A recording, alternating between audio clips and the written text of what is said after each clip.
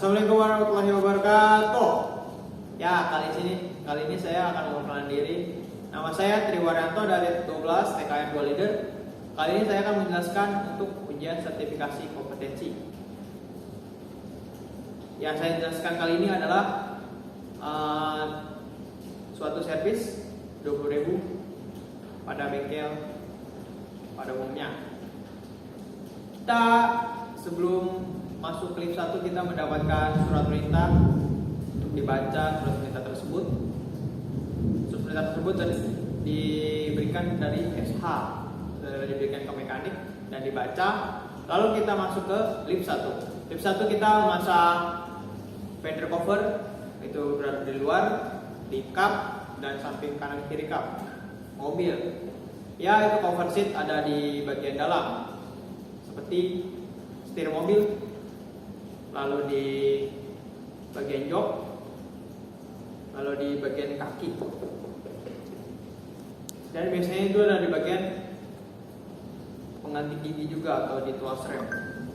Oke, lanjut kita mengecek lampu-lampu headlamp, stop lamp, lampu hazard, lampu tembak, lampu alis atau lampu siang dan malam, itu biasanya ada. Lalu kita lanjut berikutnya mengecek radio dan AC. Kita sebenarnya mengecek AC dulu baru radio. AC itu lebih utama kita cek terjadi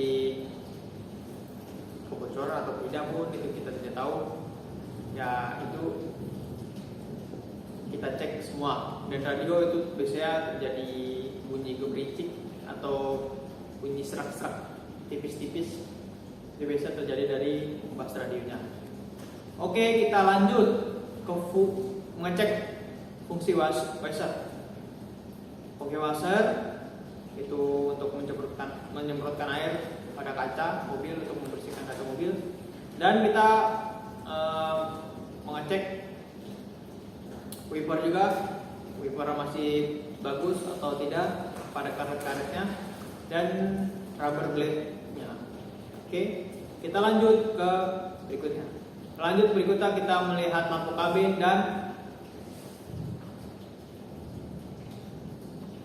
switch tombol-tombol itu terjadi kerusakan atau tidak. Yang kita lanjut berikutnya kita mengecek power window dan central back door. Oke. Selanjutnya kita mengecek rem parkir. Rem parkir kita cek biasanya itu standar atau normalnya itu 8 taikan atau 8 tarikan, bunyi biasanya truk. Itu lebih dari situ, itu tandanya remnya perlu di setel. Oke. Lanjut kita ke melihat fungsi steering wheel dan klakson. Itu biasanya steering wheel itu menstabilkan setir apabila keadaan di atas 80 km per jam itu akan terasa berat, di bawah 80 km per jam itu terasa ringan. Nah, klakson apabila dia bunyinya rada-rada serak itu bisa terjadi kotor atau pada soket-soket itu kotor. Lalu kita ngecek baut-baut dan mengecek tutup tangki. Biasanya baut-baut ada yang kendor itu kita kencangkan, dan tutup tangki itu atau mur-mur ada yang kurang kencang kita kencangkan dulu. Oke. Lalu kita lanjut pemasangan. Kita lanjut periksa fluida di ruang mesin. Lalu kita setelah mengecek itu kita bersihkan saringan udara. Biasanya saringan udara itu ada yang berbentuk busa-busa dan ada yang berbentuk itu saringan tapi dia oli gitu. Saringan udaranya oli. Apabila saringan udara yang berbentuk kayak busa-busa itu bisa disemprot sehingga masih bagus. Jika sudah terlihat hitam pekat atau buluk itu bisa diganti, dan yang saringan udara oli itu bisa diganti juga. AC, oke. Lalu berikutnya kita periksa grip belt apabila ada keretakan, kalau atau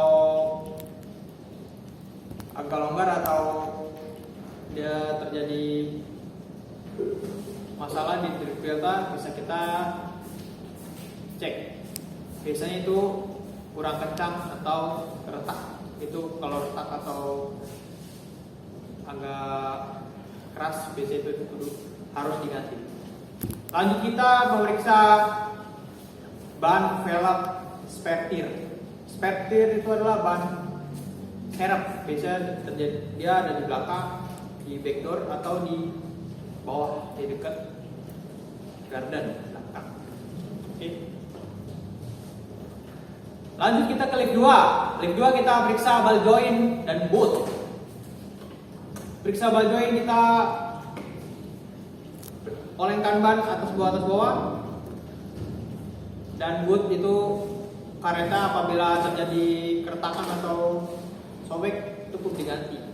Kalau tidak diganti, dia olinya mana-mana, itu bisa terjadi masalah.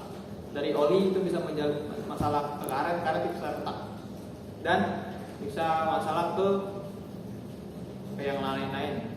Jadi banyak servisnya. Lanjut kita klip 3. Klip 3 kita kuras oli mesin. Kita buka tutup oli menggunakan baut,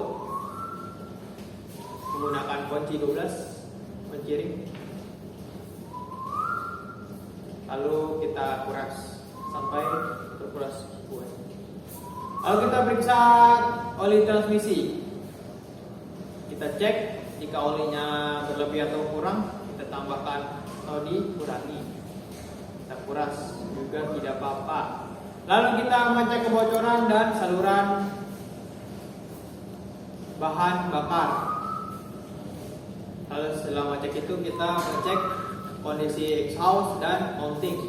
Biasanya exhaust itu terjadi kebocoran atau mounting terjadi keretakan, itu bisa diganti kalau mounting. Kalau di bagian exhaust biasanya baut kurang kencang atau penyok atau kebocoran, itu bisa diperbaiki atau dilas kembali. Oke, kita lanjut ke mengecek kaki-kaki. Biasanya kaki-kaki itu ada baut, banyak baut shock, suspensi, baut ball joint atau baut oli gardan, oli mesin. Kita cek semua supaya kencang. Oke. Setelah itu kita ngecek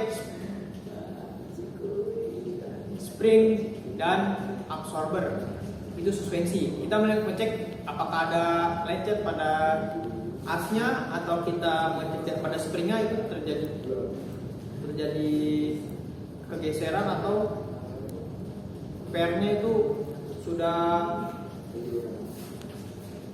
terlalu menurun, itu bisa dicek. Lalu kalau itu bisa diganti. Oke, kita lanjut ke lift 4. Lift 4 kita memeriksa wheel bearing atau bearing roda. Itu kita cek, kalau kotor kita bersihkan, kalau memang sudah harus diganti kita ganti. Lanjut kita mengecek kausan ban dan velg. Jika ban aus sebelah, itu akan miring. Jika velg, itu akan bopak atau terjadi cok di belakang. Itu biasanya ban bisa di-spuring dan kita ganti. Kita ganti dulu baru spuring, lalu kita cek kembali. Oke. Lalu kita melepas ban setelah ngecek kausan, bisa terjadi kausan, melepas ban kita ganti. Lalu kita bersihkan ukur, brake pad dan disc brake. Kita bersihkan dulu, amplas disemprot pakai air gun, lalu kita bersihkan disc brake juga, bisa hanya disemprot atau diamplas. Lalu kita cek brake shoe dan brake drum. Brake shoe kita cek, kita semprot, dan brake drum kita amplas dan kita semprot lagi. Jangan lupa memakai gemuk ya di bagian brake pad supaya tidak terjadi karat atau kotor. Oke. Lalu kita lanjut ke lift 5, periksa saluran dan kebocoran. Biasanya itu ada kebocoran di saluran buang atau saluran masuk, itu bisa ada itu selang-selang kebocoran atau terjadi oli-oli pada netives itu bisa. Lalu kita lanjut ke lift 6, pasang ban. Setelah kita mengganti ban dan sudah dirotasi, kita pasang ban depan dan ban belakang. Dan lalu kita mengecek tekanan ban. Jangan lupa tekanan ban sesuai pada porsi ban tersebut. Jika berlebihan akan terasa keras dan berat.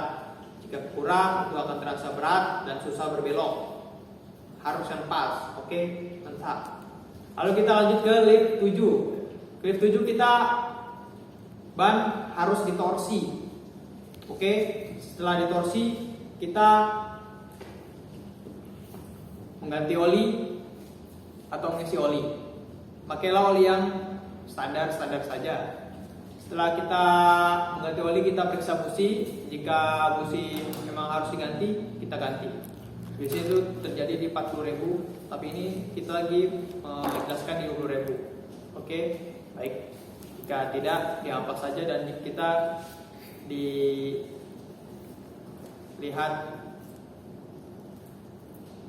spark plug-nya itu ada bagian yang gosong atau tidak. Jika gosong diganti. Oke, kita lanjut. Periksa suspensi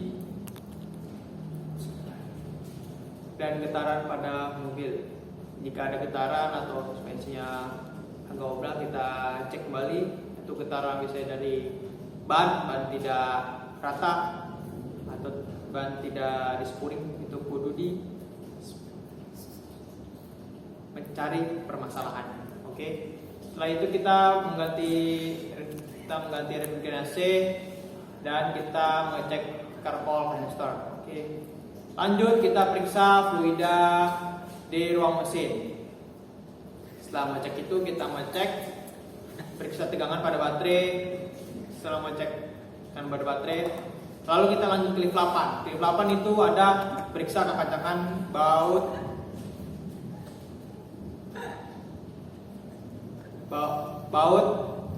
drain plug atau baut pembuangan oli. Setelah masuk itu kita lanjut ke lift yang terakhir. Lift terakhir ada lift 9. Kita bersihkan unit selesai maintenance. Lalu kita bersihkan, setelah dicuci, dibersihkan dalamnya. Lalu kita lepas fender cover set. Lalu kita lepaskan cover seat dan kita bersihkan. Lalu periksa kembali baut-baut yang kurang kencang atau pemasangan yang tidak benar, kita periksa kembali. Lalu terakhir kita mengecek seluruh pekerjaan tersebut apakah sudah benar atau tidak. Lalu kita kasih ke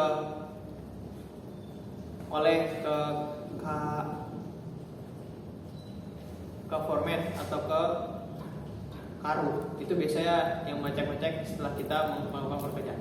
Ya, itu selebihnya itu saja. Mohon maaf jika ada salah kata atau salah menjelaskan. Namanya manusia tidak luput dari kesalahan. Wassalamualaikum warahmatullahi wabarakatuh. Terima kasih. Salam sejahtera. Otomotif Indonesia. Masya Allah. Mantap.